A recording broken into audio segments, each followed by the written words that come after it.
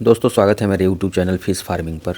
आप मछली पालन करते हैं तो कभी कभी आपको कुछ इस तरह का परेशानी का सामना करना पड़ता होगा उसके हार्वेस्टिंग के विषय में।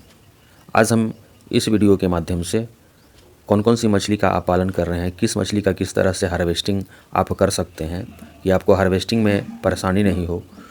क्योंकि हार्वेस्टिंग का समय आ गया है, जिन लोगों का हार्वेस्टिंग अभी तक नहीं हुआ है वे लोग हार्वेस्टिंग करा रहे हैं अपने तालाब को खाली करके। चूँकि नया सीड का समय भी आ रहा है, सीड स्टॉक करने का समय आ गया है, तो हार्वेस्टिंग के संबंध में हम कुछ जानकारी आपको इस वीडियो के माध्यम से देने का प्रयास करते हैं।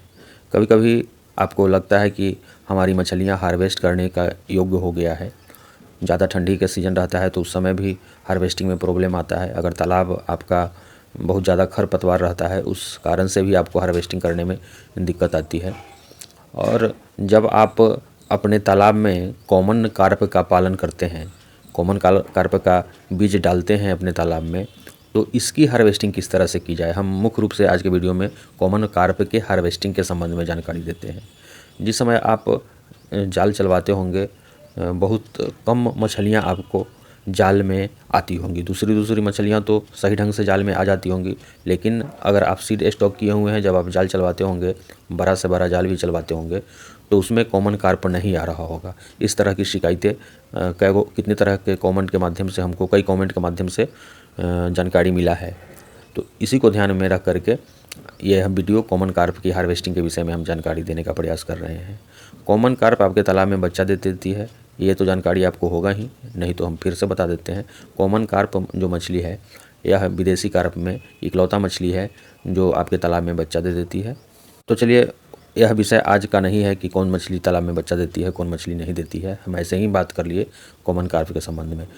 तो हार्वेस्टिंग के लिए आपको हम बता रहे थे कि जब भी आपको कॉमन कार्प का हार्वेस्टिंग लेना है तो यह आपकी मजबूरी हो जाती है कि जब तक आप अपने तालाब के पानी को अच्छी तरह से निकाल नहीं देते हैं, पूरी तरह से निकाल नहीं देते हैं, यह ऐसी मछली है कि आपके जाल में हार्वेस्टिंग के टाइम में नहीं आ पाती है।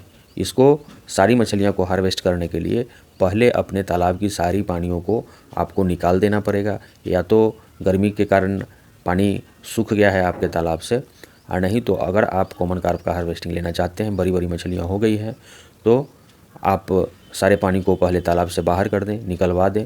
उसके बाद जब जो कीचड़ होगा, तो कीचड़ के साथ ही यह मछली हार्वेस्ट आप कर पाएंगे।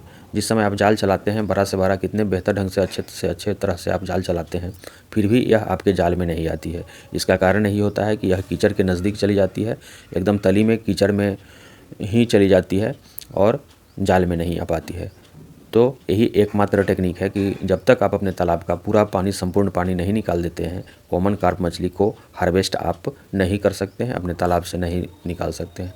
ऐसे कुछ मछलियां जाल में आ जाती हैं जो जाल चलाने के टाइम में ऊपर रहती है, पानी में रहती है तो आ जाती है, लेकिन संपूर्ण जब आप चाहेंगे कि सारी मछलियों को हम हार्वेस्ट कर लें कॉमन कार्प को, तो पानी आपको निकालना ही पड़ेगा, पूरे तालाब को ड्राई करना पड़ेगा। उसके बाद कॉमन कार्प को आप अपने तालाब से सारी की सारी मछलियाँ को हार्वेस्ट कर पाएंगे। धन्यवाद। जानकारी अच्छी लगेगी तो इस टेक्निक को अपना करके आप कॉमन कार्प का हार्वेस्टिंग ले सकते हैं, नया सीड आप डाल सकते हैं। धन्यवाद।